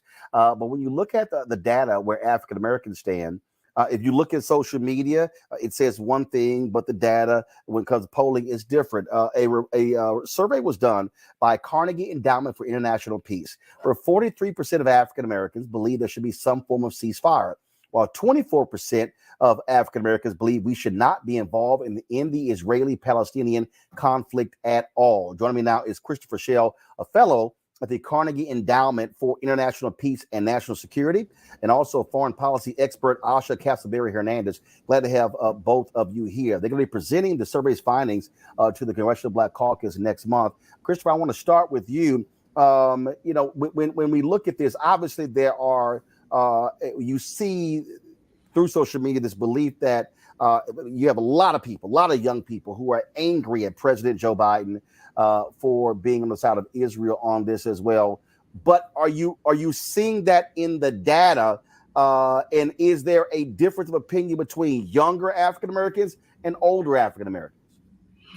That's a really good question. I would first like to say thank you very much for having me on your show and talking about my findings. I would say myself and numerous other individuals at the Carnegie Endowment who helped out with this project, we were all essentially stunned by the data because, as you said earlier, there's a general narrative that you see in social media, as you were saying, and you also see on mainstream media. But then looking at empirical evidence, it shows us that, as with most other things, African Americans are not monolithic in their thinking. To that point, we found that on the point when it comes to the presidential election, one thing that a lot of people have been asking questions about is how is the Biden administration and the U.S. government handling the situation affecting just racial minorities and Americans by and large. And one interesting point was that 65% of the African Americans in our sample size, and just so we're clear, we had 800 people who are African American, nationally represented sample size conducted by YouGov, which is a data analytics company. And we found that the overwhelming majority were saying how the way in which the Biden administration is handling this current situation in the Middle East by not going full throttle on trying to tell Israel to push for a ceasefire now and to show restraint in how it's targeting different targets in Gaza, that 65% were saying that they're not really impacted in their sense or their perceptions of how they feel about Biden, that whether or not they will or they won't vote for Biden. But what we are seeing is that amongst independent Black voters and young African Americans who are under the age of 30, we saw that there was about 20% said that they do feel worse about President Biden and how he's handling it. But then when you look at those who are over 30 and those who are Democratic voters, only 10% said that they feel worse about President Biden. So what we're seeing is that, yes, amongst certain demographics in the Black community, there is a sense of how the lack of a ceasefire, the lack of pressure that's being placed on Israel is impacting how they think about the situation. But for a lot of other African Americans, that's not really the case, and whether or not they're going to vote. But the data does show is that many African Americans would like to see a ceasefire. You know, the history of African Americans, whether or not it's people who are of African descent or not, we are concerned in terms of foreign policy about human rights being respected and justice. So there is that concern, but it's not to the point where this is an issue that is really on the forefront of Black voters' minds. Asha, your thoughts?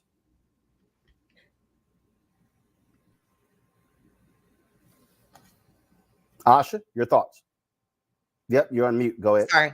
Yes. Thank you, it. Roland, for having me again. So yes, Dr. Shell pretty much explained it really well, and I'll just have to add on as far as the independent and youth voters who feel worse. I think one of the findings of why they feel that way is the fact of the matter, I think that they're more engaged in various social media outlets that are feeding them depictions of what exactly is going on in Gaza versus those that are over the age of 30. So you are seeing where amongst the youth, social media, different social media outlets are feeding them depictions of, young Palestinians that are being attacked, harm, violence towards them. So that is, I think, what's definitely fueling the Free Palestinian movement effort and making them feel a little bit more connected because of what is being fed to them. Now, another point too that Dr. Shell mentioned is that 48% or more feel just not as connected when it comes to this issue. And I am not surprised about that, because as a foreign policy expert, prior to October 7th, when we look at this 90-year problem, what we find that is that a lot of Black Americans are just pretty much disconnected in terms of looking at this issue, not as informed about the developments that have happened for the past many decades. The issue comes off very complex, hard to understand. So going beyond October 7th, they're taking in a lot in terms of what's being fed to them in media, but they didn't really necessarily come into the conflict with, having a big, strong understanding of the history behind the Palestinian-Israel conflict. Questions for the panel, Michael? All right, thanks for coming on, sharing this information. I just had maybe two quick questions. Number one is, in the conversation of African Americans saying they want a ceasefire, et cetera, did they express, or were there any questions to test their knowledge of the history of the conflict going back to 1948, the creation of the state of Israel, or even before that? Number one. Number two, are they also, was there a question in the survey dealing with Hamas returning the rest of the hostages also? We know the Palestinians are being oppressed, that's without saying, but was there, just curious, was there anything, a question about Hamas returning the rest of the hostages? Yes, that's a really good point. So to your first question about testing the knowledge, we actually did ask individuals if they were knowledgeable of just the history of the Israel-Palestine conflict. And what's quite interesting is that we found that just in general, when it comes to general sentiments, those who did respond and say that they were either very familiar or somewhat familiar, there wasn't that much of a statistical difference from those who reported not being very familiar. So for example, those African Americans who said that they were very familiar essentially responded in the same manner as those who said that they were not very familiar with the issue. But you're right. I mean, then that does come back to an interesting point about the American public, regardless of race. How informed are they on these general conflicts? I mean, and I would go back to, I would lean on the assumption that, yes, if people are more informed about these issues, they would it would have a certain opinion. And then to that point, when we look at my data that was saying that 48% of African Americans reported not feeling any type of connection to the conflict at all, I would lean on saying that we had 9% who said that they feel connected to the Palestinian struggle, and 23% said they feel connected to both. And I will go out and say that, yes, I believe that what you do see, like what you're seeing from a lot of our universities, what you're seeing from different educated or the Black intelligentsia, having this, I guess, deeper understanding or knowledge of the somewhat parallels of the Palestinian struggle and African American struggle might lean someone to kind of lean towards or have a certain view on the topic. Now, to your second question about returning hostages, we did not ask that. And to be clear, this was fielded at the end of October, so I know that there's been rapid developments since the survey was conducted, but we didn't ask about returning hostages. We were trying to just try to get like a quick snapshot and not really inundate our respondents with too much information, but that would be something that would be interesting for a follow-up survey. All right, thank you. Matt? Thank you, Dr. Shell and Asha as well. I think Michael kind of touched on this, but my question was really, what do you think contributes to the phenomenon that, Black people who answered in this survey felt more connected to the Israeli faction of this conflict as opposed to Palestinians? And the other question I had for you is, what do you think contributed particularly to the feelings of young voters as it relates to Biden? Was it, what did you get from that data? Just the idea that they felt he's not handling it correctly, or the administration is not messaging correctly? What were your takeaways from that data point? For sure. I mean, and that was also fascinating as well, going through the data points, seeing that 19% of those felt just connected to the Israeli conflict. So 9% said they felt connected to the Palestinian struggle. 19% said that they felt connected to just the Israeli struggle, and 23% said both. So when you combine those in our sample size, those who felt a bit more connected to the Israel struggle was higher than the Palestinian. So I think this is a fascinating finding. And if I had to just really quickly say some things I think that added to it, I think the first thing would be that, one, there is a religious element that needs to be accounted for. I've been sharing and talking about these findings quite a bit with several individuals around Washington, D.C. And then people have said to me that in parts of Black America, maybe in the American South, or just in like the more religious circles, there is this believing that this is actually a conflict that's biblical, and that we need to align with Israel in this fight. I think there's also another element of just this sense of, like Hamas has initiated this conflict. Like, this conflict started with October 7th, and they are terrorists. And I think in many ways it does harken back to many African Americans who do remember that 9/11, and that, yes, this is similar to the United States fight against terrorist groups. So there is a feeling that, okay, what's happening right now, this is something that is parallel to what we experienced on September 11th in our long war on terror as well. So I think that plays a role in what we're kind of seeing in these findings. And I apologize. Yes, the second question you were asking about age. So for sure, I think Asha touched on it as well. What really is playing a role is, I think, when it comes to age, there also is the education factor. What are people receiving? What are their outlets for information? And I think if you tune into mainstream media versus if you tune into social media, in this case, it would be Twitter in particular, you're taking in different streams of information. And I would definitely say that just in general with the Biden administration, when he first came into office, there was a heavy emphasis on moving away from endless wars and moving more towards human rights. And I know that was really what he kind of highlighted when he first started. And then obviously that somewhat got a little bit sidetracked. You had the war in Ukraine, tensions with China. But I think a lot of people are seeing, I think now my numbers could be off, 20,000 Palestinian deaths. So for some individuals, they might be thinking, okay, focus more on human rights, move away from endless wars. And we're actually kind of seeing where not only are we highlighting, or not only are we looking at civilian deaths, but we're somewhat inching towards a regional conflict.